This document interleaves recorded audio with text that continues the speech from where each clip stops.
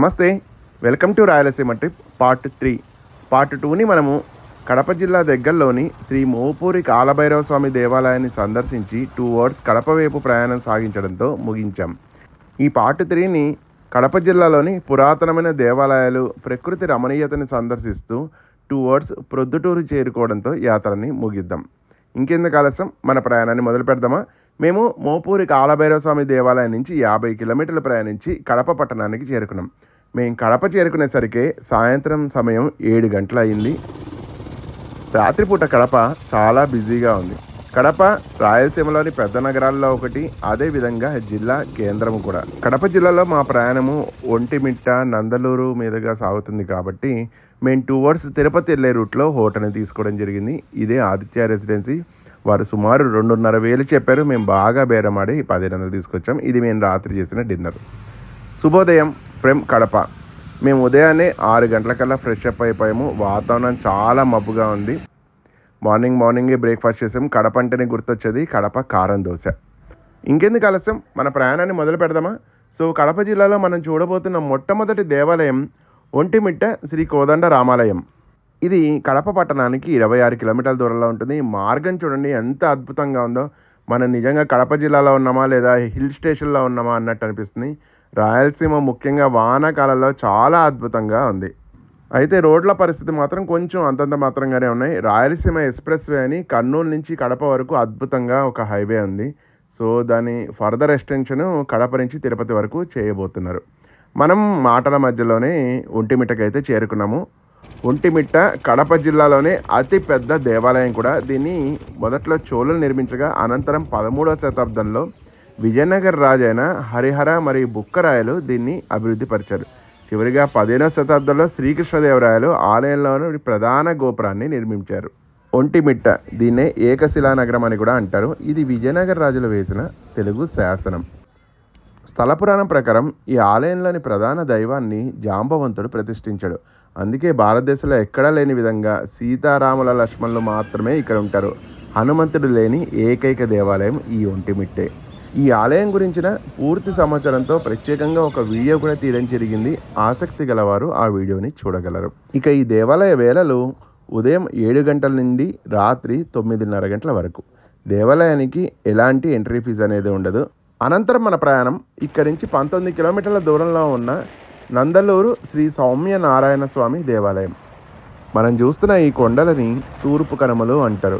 ఇవి తమిళనాడు నుండి ఆంధ్ర మరియు ఒరిస్సా వరకు విస్తరించి ఉన్నాయి. పశ్చిమ కనుమలతో పోలిస్తే ఇవి చాలా తక్కువ ఎత్తులో ఉంటాయి. మనం నందలూరు పట్టణానికి చేరుకున్నాము. నందలూరు పట్టణం నుండి సుమారు 1 కిలోమీటర్ లోపలికి వెళ్తే వస్తుంది మనకి ఈ పురాతన 1000 ఏళ్లపు నాటి శ్రీ సౌమ్య నారాయణ స్వామి దేవాలయం. దీన్ని మొదట చోళరాజులు నిర్మింపగా అనంతరం కడపని పరిపాలించిన మట్లి రాజులు, తదనంతరం కాకతీయులు, విజయనగర రాజులు అభివృద్ధి పరిచారు.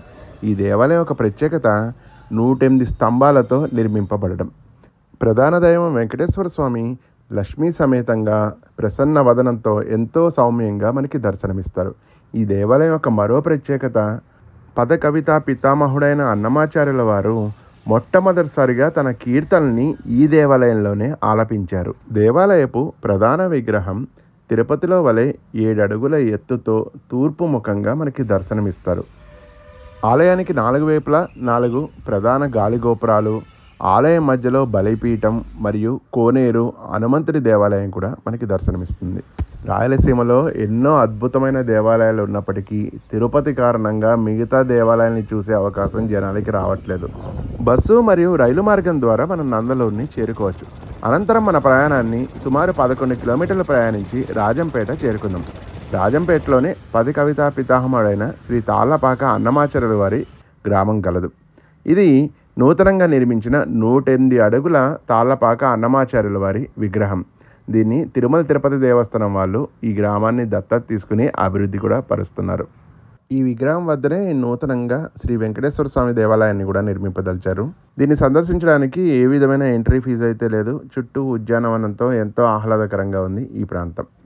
ఈ విగ్రహం రాజంపేటకి అతి సమీపంలో కడప తిరుపతి హైవే మీద ఉంటుంది.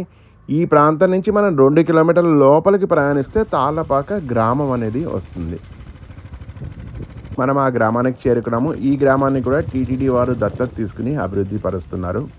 ఈ గ్రామంలోనే పదకవిత పితామహుడైన అన్నమాచార్యుల వారు 14-15 శతాబ్దాల మధ్య నివసించారు. ప్రస్తుతం ఆయన జన్మించిన ప్రాంతంలోనే ఒక పెద్ద ఆడిటోరియంని నిర్మించడం జరిగింది. అనంతరం మన ప్రయాణాన్ని ఇక్కడి నుంచి కేవలం 3 కిలోమీటర్ల దూరంలో ఉన్న శివకేశవుల క్షేత్రమైన శ్రీ అత్తిరాల గ్రూప్ ఆఫ్ టెంపుల్స్ని చూడబోతున్నాము. దీని గురించి కూడా నేను ప్రత్యేకంగా ఇంతకు ముందే ఒక వీడియో కూడా తీయడం జరిగింది. ఆసక్తి గలవారు చూడగలరు. ఇక్కడ ప్రధానంగా 3 దేవాలయాలు ఉంటాయి. ఒకటి అత్తిరాల పరశురామ దేవాలయం, రెండవది గదాధారి విష్ణుమూర్తి దేవాలయం, మూడవది శ్రీ త్రేతేశ్వర స్వామి దేవాలయం.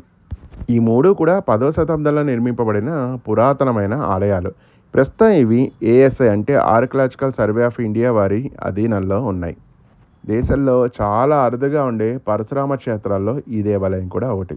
పరశురాముడు తన తల్లిని చంపిన అనంతరం తల్లి హత్య పాపం విముక్తి కోసం ఇక్కడున్న బహుదా నదిలోనే తన గొడ్డలిని కడగగా ఆ రక్తపు మరకలు పోయాయి. దాంతో ఈ ప్రాంతాన్ని హత్యారాలగా పేరొందింది. అదే కాలక్రమేణా అత్తిరాలగా మారింది. మీరు చూస్తున్న ఈ పురాతన దేవాలయమే పరశురామ క్షేత్రం. ఒకసారి స్వామివారిని దర్శిద్దాం. అన్ని దేవాలయాల వలె కాకుండా ఈ దేవాలయంలోని స్వామివారు ఎంతో ప్రశాంతమైన వదనంతో ఆభరణ భూషితుడై మనకి దర్శనమిస్తారు. ఈ దేవాలయం ఏఎస్ఐ రచనలో ఉండబట్టి ఎలాంటి ధూపదీప నైవేద్యాలు జరపడం లేదు. బయటున్న ఈ శివలింగానికే భక్తులు అభిషేకాలు చేస్తున్నారు. అనంతరం ఇక్కడ దగ్గరలో ఉన్న మరో ముఖ్యమైన దేవాలయం శ్రీ గదాధర విష్ణుమూర్తి దేవాలయం. ఈ దేవాలయం కూడా 10వ శతాబ్దపు నాటి దేవాలయం. దీన్ని పూర్తిగా మూసేయడంతో ప్రధాన విగ్రహాన్ని ఒక చిన్న సందులోంచి మాత్రమే చూడగలం.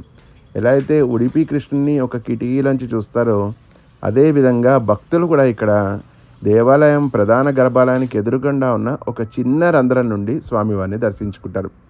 ఇక్కడ స్వామివారు గదాధారుడై నిలిచి ఉండడం వల్ల దీన్ని గదాధర విష్ణుమూర్తి స్వామి దేవాలయంగా పిలుస్తారు.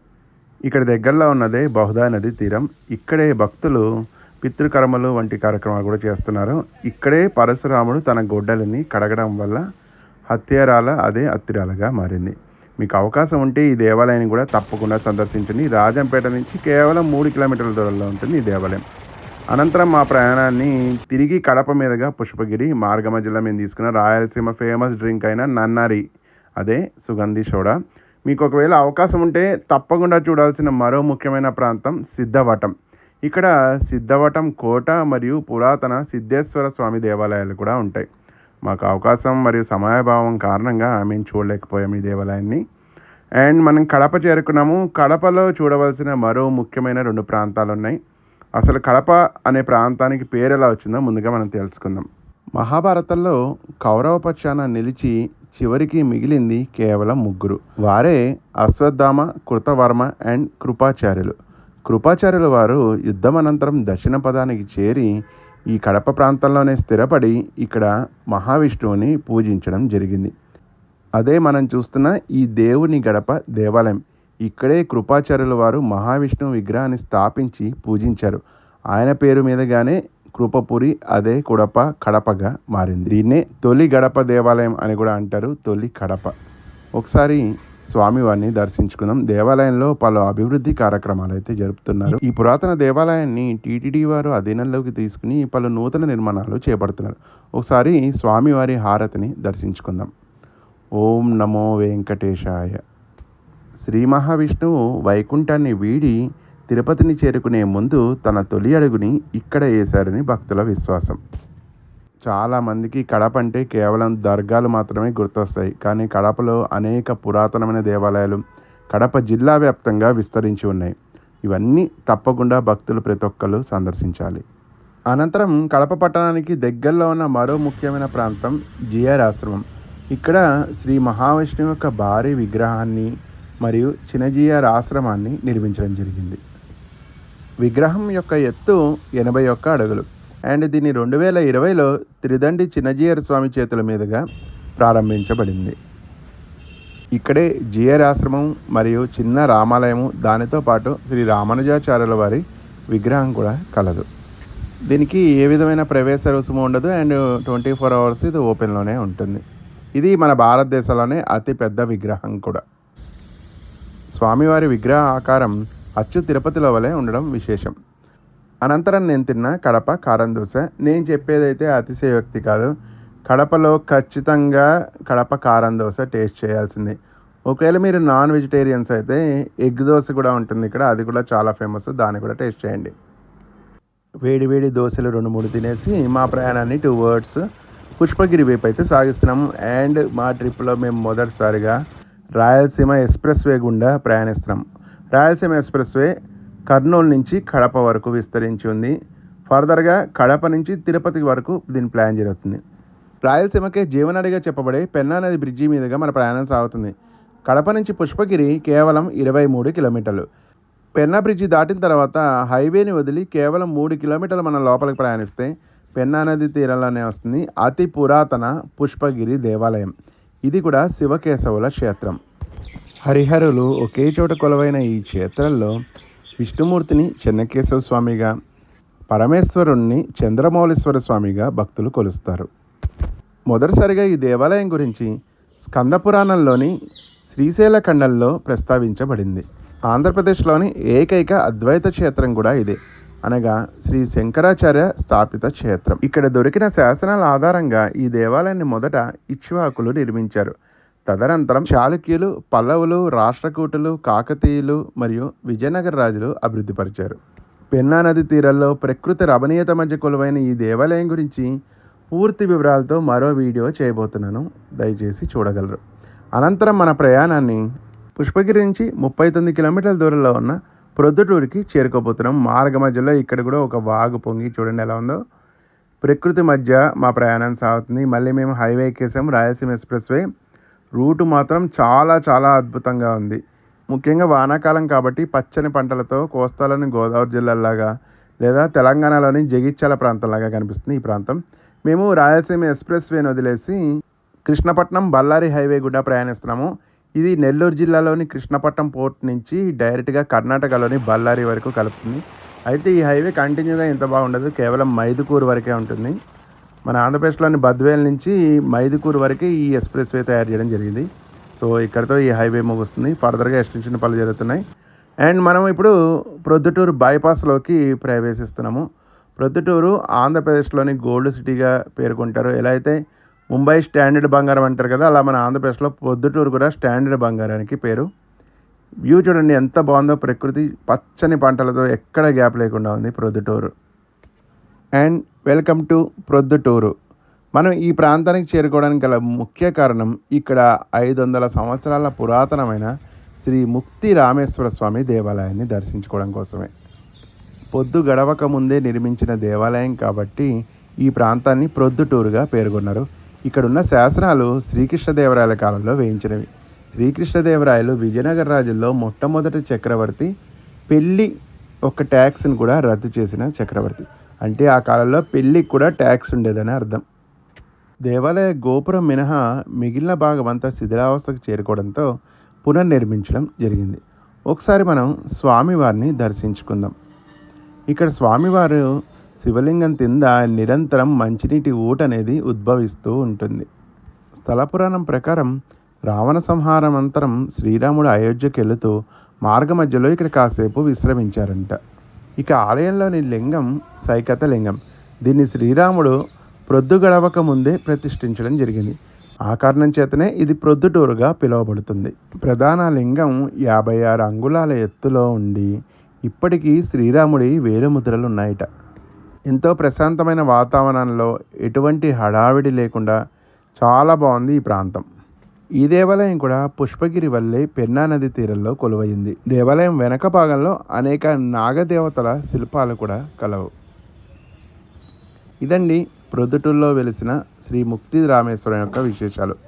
ఇలా మన రాయలసీమలో ప్రతి ఊర్లో ఇలాంటి గొప్ప గొప్ప దేవాలయాలు ఎన్నో ఉంటాయి. వాటన్నిటినీ చూడడం, పరిరక్షించడం, తెలుసుకోవడం మనందరి బాధ్యత కదా. దేవాలయ దర్శనం అందరం పక్కనే ఉన్న హోటల్లో తాగిన వేడి వేడి బాదం టీ. సో ఇదండి రాయలసీమ ట్రిప్ పార్ట్ 3 యొక్క విశేషాలు. పార్ట్ 3ని ఇక్కడితో ముగిద్దాం, లెంత్ ఎక్కువైపోతుంది కాబట్టి. పార్ట్ 4లో మనం గండికోట నుంచి కర్నూలు చేరుకునే వరకు సాగిద్దాం. వీడియో నచ్చిందని భావిస్తూ జై శ్రీరామ్.